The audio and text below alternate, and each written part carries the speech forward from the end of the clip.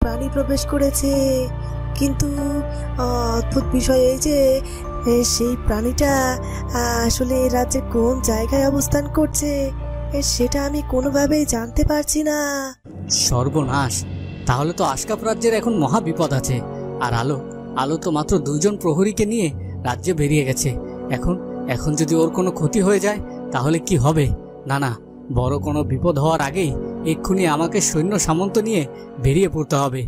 ওদিকে বেশ খানিকটা সময় পার হয়ে যায়, তবুও আলো বা হলুদ পাখি কেউই জঙ্গল থেকে বেরিয়ে আসে না।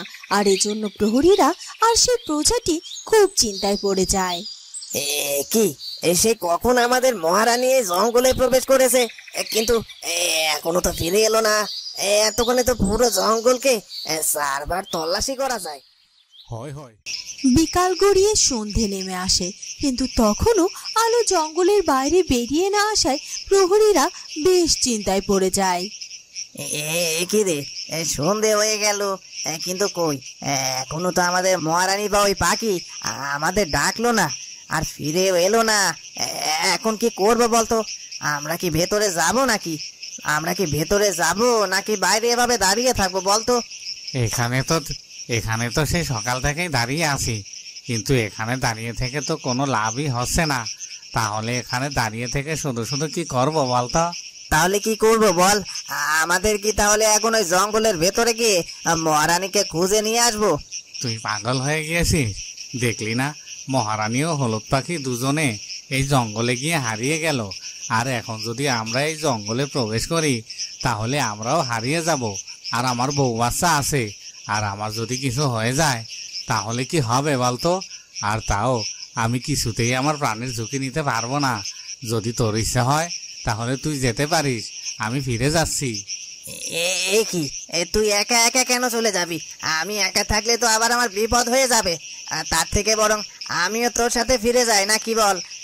আর ফিরে গিয়ে মহারাজকে বলবো যে আমরা জঙ্গলের ভেতরে গিয়েছিলাম, কিন্তু মহারানীকে আমরা কোথাও খুঁজে পাইনি।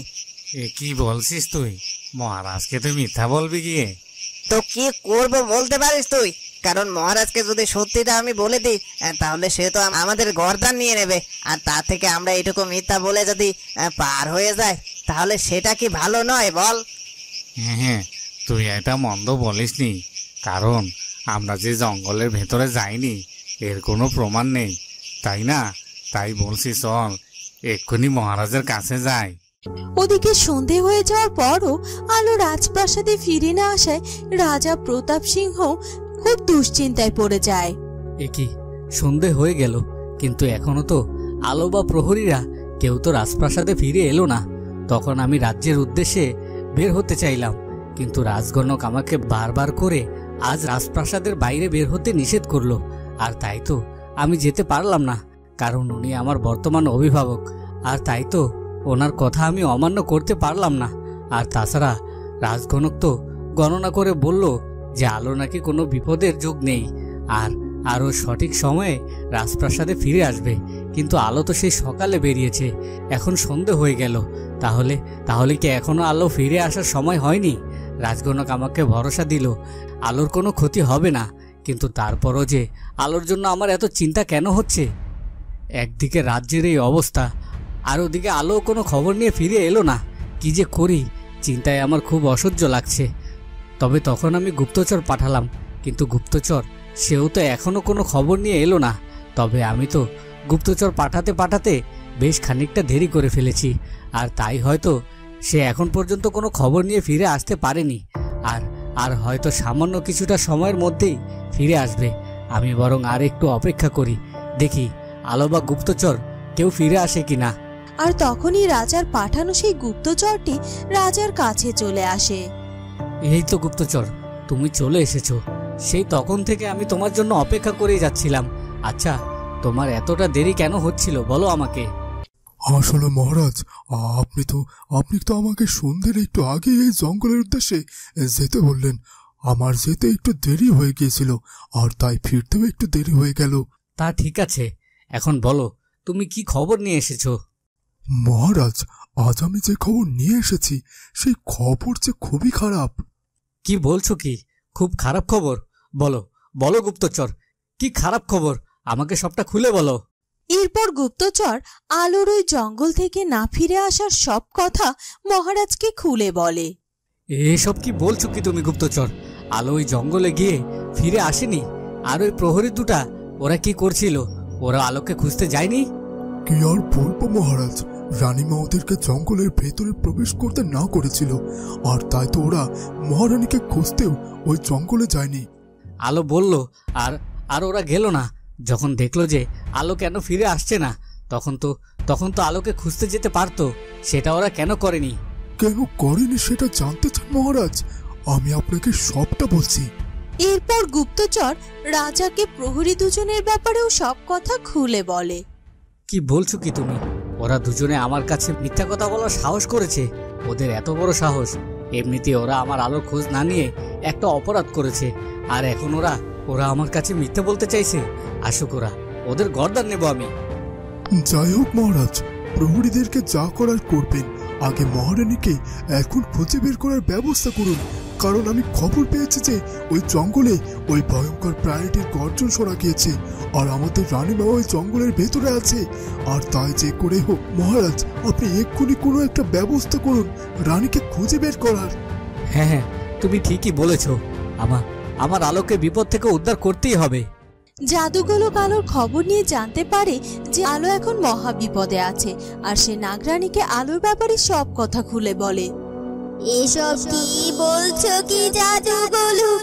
আলো এমন বিপদে পড়েছে, আর এখন সত্যি সত্যি যদি আলো ওই জঙ্গলে হারিয়ে যায়, তাহলে কি হবে বলতে পারো? নাগরানী, আমি দেখলাম যে আলো বিপদে পড়েছে, কিন্তু আমি আরো একটা বিশেষ ইঙ্গিত পেয়েছি। আবার কি বিশেষ ইঙ্গিত পেয়েছো তুমি জাদুগোলক? আমার আলো কি তাহলে এই বিপদ থেকে রক্ষা হতে পারবে না? না না নাগরানী, আলো ওই জঙ্গলে গিয়ে হারিয়ে গিয়েছে ঠিক আছে, কিন্তু আমি যে আলোর সামনে কোনো বিপদ দেখতে পাচ্ছি না। আমি দেখতে পাচ্ছি যে আলোর সামনের দিনগুলো অনেক ভালো। এসব তুমি কি বলছো কি জাদুগোলক?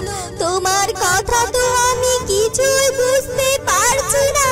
তুমি বলছো আলো ওই জঙ্গলে হারিয়ে গেছে, আর ওই জঙ্গলে নাকি কোনো হিংস্র পশুও আছে যে কিনা সবাইকে হত্যা করে ফেলছে। আর তারপরও তুমি কি করে বলছো যে আলোর সামনে ভালো দিন আসতে চলেছে?